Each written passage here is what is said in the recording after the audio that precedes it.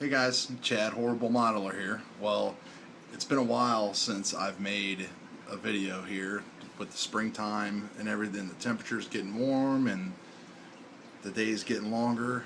Just kind of wanted to get outside and enjoy that a little bit and everything. And besides that, where I left on the Galactica build,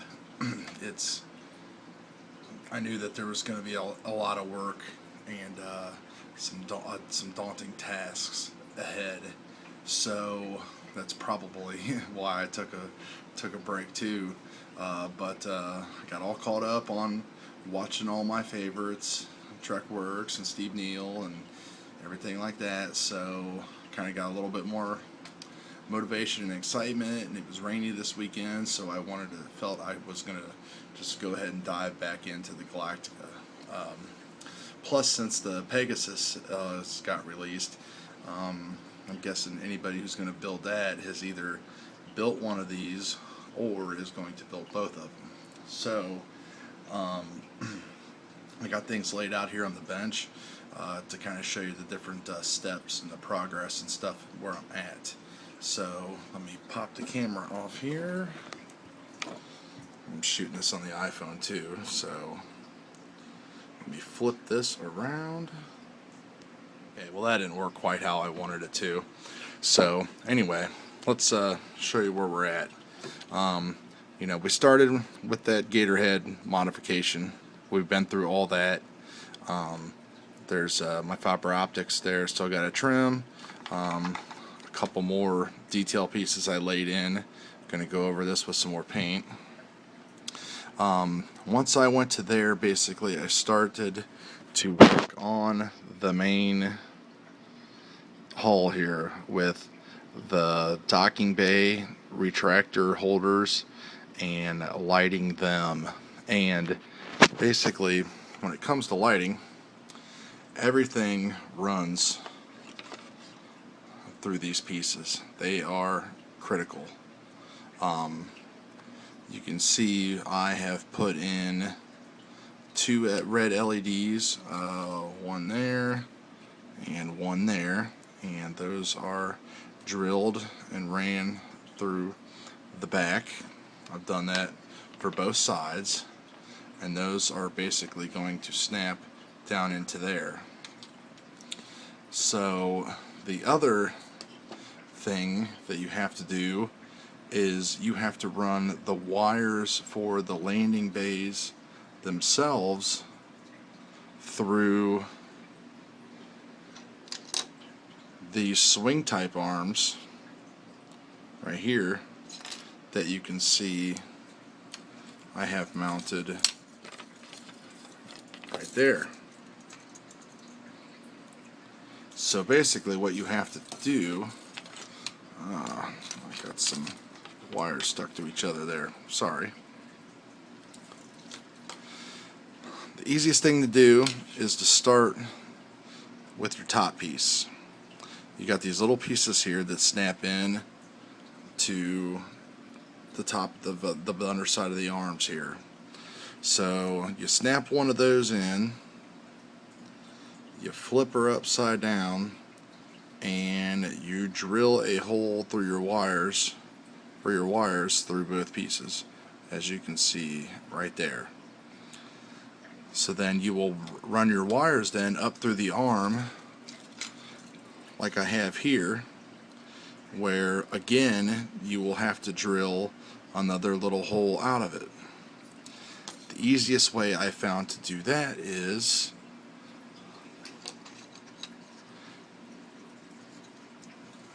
try to do this here with one hand. Got a pain in the neck. Let me show you here real quick.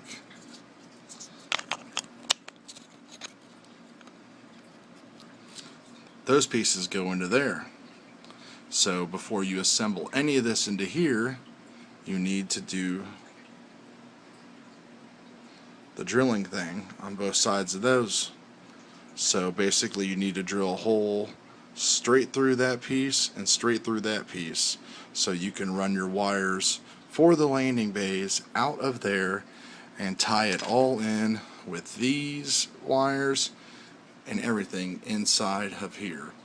Let me put that together there real quick and show you what it's looking like. Okay, now this is basically what the finished product is looking like, and boy is that some tedious wiring.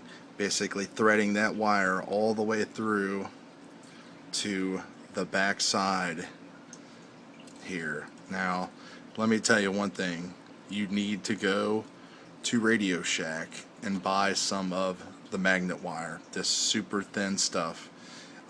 It just makes working with models like these so much easier. You see, I started with a couple thicker wires that didn't last long at all because there is so much wiring that goes into this smaller Battlestar. So basically what you're going to get then is this is all going to pop inside there, and that's basically the beginning pieces of what the whole thing is going to look like. Couple other things to remember. Prep work. Get your really take your time and figure out what things you need to paint first before you start piecing things together. Lay it all out. I hope this was a good example of what you really need to do as far as putting the pieces together, drilling the holes through 2 pieces at a time, just to try to make everything as simple and as less tedious as you can, because it's really trying me. Like I said, I knew there was going to be a lot of work to it, and might have slowed me down off of it for a little bit, but I've been pressing through, made some great progress. Underside of the docking base here, strip lighting. These decals, which I heard are pretty bad, I might cut them in 2 or something just to try to get them on here a little straighter. As long as the ends are straight, that's really all I really care about, because you can't see anything in there at all unless you put a camera up there, and I'm not going to be doing that. So when that's done, that will snap and glue or whatever under there, and you will have a completed docking bay. I think this is the side with the museum windows, so I have those to put in. So other than that, I'm going to work on getting all this stuff wired up and everything, and then I'll probably get to work on the engines. There's 6 more LEDs that go back there. Again, a lot of magnet wire I'm going to be using. I have a lot of them pretty long right now, and it's pretty messed up, but I'll probably be trimming some of those down, tightening everything up a little bit to make it a little bit easier to manage on the inside when I try to start smashing everything together. So again, definitely go with the magnet wire. You're definitely going to want to be using some kind of shrink tubing or plastic dip to put your to dip your connections and stuff in, because everything is going to be super tight. There's really not a whole lot of places in there to tack wires down to keep them from crossing with each other, so definitely think about that when you're putting all that stuff in, your wire management and keeping everything separate. When it comes to how I have everything wired up real quick, for anybody out there, I think I mentioned before, I'm using 3mm LEDs for red and blue. I think they have like a voltage requirement, like around 1.5 or 2 or something like that. I always run everything in parallel. That's basically hooking up all of your reds to all of your reds, and all of your blacks to your blacks, or all of your positives to positives, all your negatives to negatives. Now the strip lighting really needs 10, 11, 12 volts to run at its best intensity. It'll run at like 8 or 9, but they just don't shimmer and glow like they should. So what you're going to have to do, probably if you're going to run these, and you're going to run everything at 12 volts to get the peak power out of these, you're going to need to pick up some 1 kilo ohm resistors.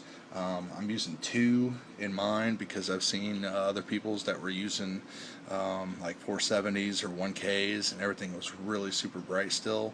So with the 2K, it's working out fine. So you're going to need to wire up a 2 kilo ohm resistor in front of every one of your or behind, whichever, of your LEDs, and except for this, because this has a resistance built into it already. So that should help some of you guys out who are new. If you're looking to wire up things, it's not that hard. The magnet wire makes things really easy to solder, because you can crank up your soldering iron to hot. I run mine at about 400, and that basically just melts right through the plastic coating, so you don't have to strip it or anything. I usually just bite the end of it off to tie the other end together. So it's a little fiddly to work with at the beginning, but once you start to see its advantages, like going through those little holes and threading that stuff like a needle, you'll do it. So anyway, hopefully I'll have some more updates here for you a little bit quicker.